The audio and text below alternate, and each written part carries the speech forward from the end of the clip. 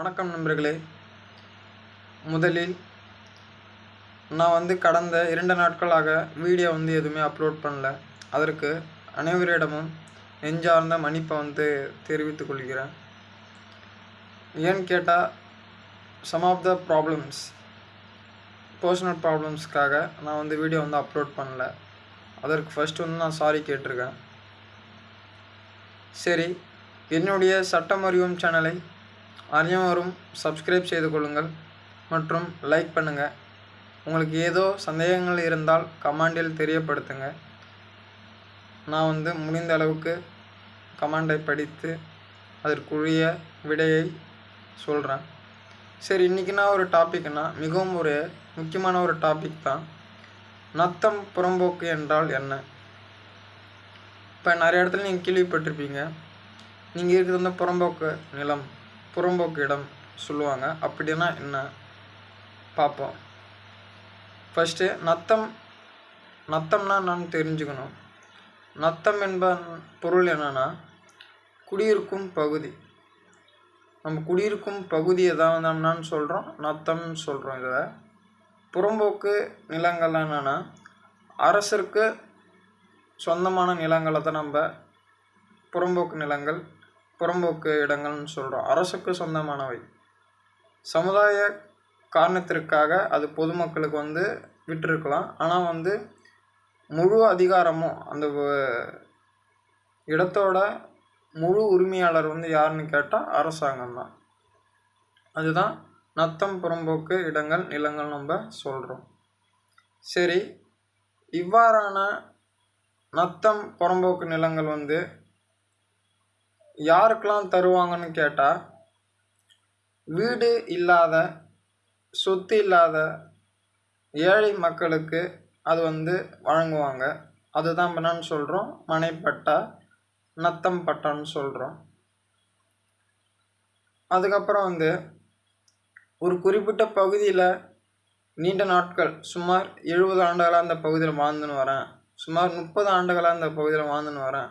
ஒரு குறிப்பிட்ட பகுதியில் நீண்ட நாட்களாக குடிசை அல்லது வீட்டு மனை கட்டி அனுபவித்து வருவர்களுக்கு மனைவாரி பட்டா, நத்தம் பட்டா வழங்குவாங்க.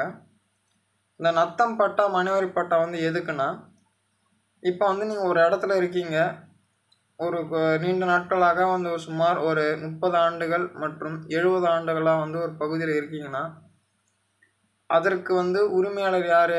அரசாங்கம் தான். ஏன்னா அது புறம்போக்கு இடம், புறம்போக்கு நிலங்கள்.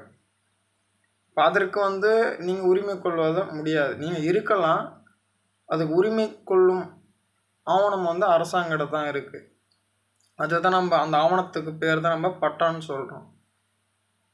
இப்போ அந்த பட்டா, மனைவாரி பட்டா, நத்தம் பட்டா உங்களுக்கு தரத்தினால அந்த இடத்தோட உரிமையாளர் யாராக ஆகிறீங்க?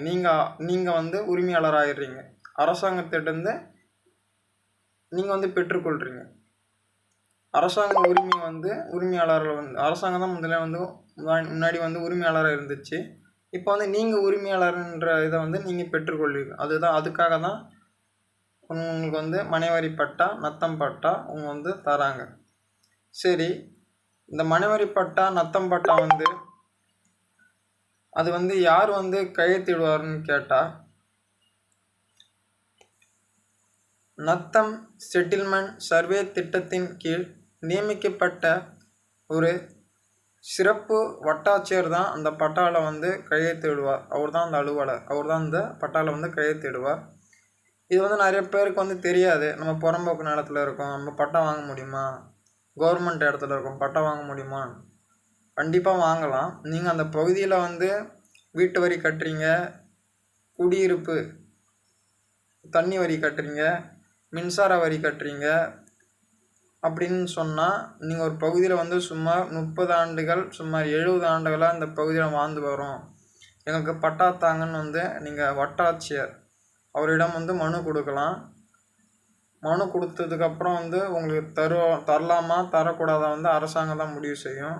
உங்கள் இடத்த பார்வையிடுபவர்கள் மற்றும் உங்களுக்கு எவ்வளோ இடம் இருக்குது அதை அளவிடுவாங்க. நீங்கள் ஒரு குறிப்பிட்ட பகுதியில் வந்து இவ்வளோ நாள் இருக்கிறீங்கன்ற காரணத்தை வைத்தே நீங்கள் வந்து அப்ளை பண்ணலாம்.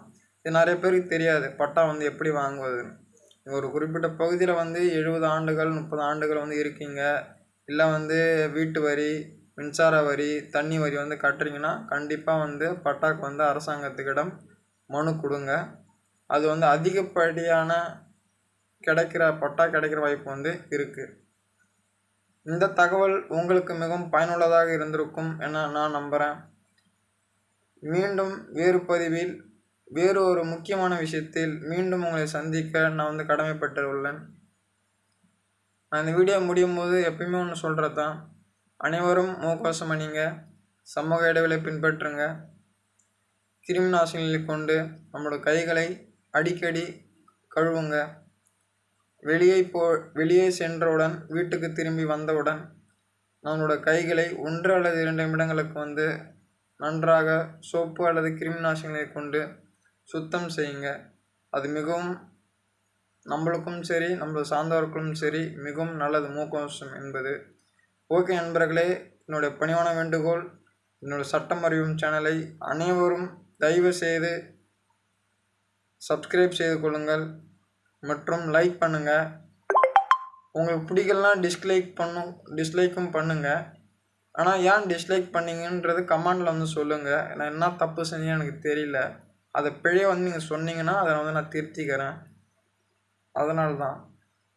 சரி, ஓகே நண்பர்களே, have a great day. Thank you. All of you be safe. Thank you.